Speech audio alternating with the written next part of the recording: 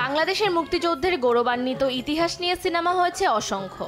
আর এবার মুক্তিযুদ্ধের গল্প নতুন করে ওয়েব সিরিজে তুলে ধরতে যাচ্ছেন ভারতীয় নির্মাতা সৌমিক সেন।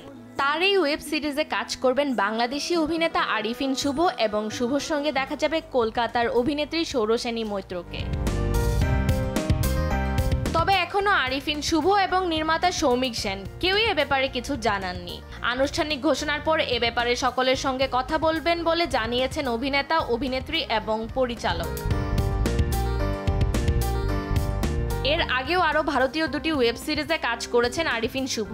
একটি সত্য ঘটনা অবলম্বনে নির্মিত 19 এপ্রিল এবং আরেকটি পাহাড়ি অঞ্চলের গল্পে নির্মিত লহু।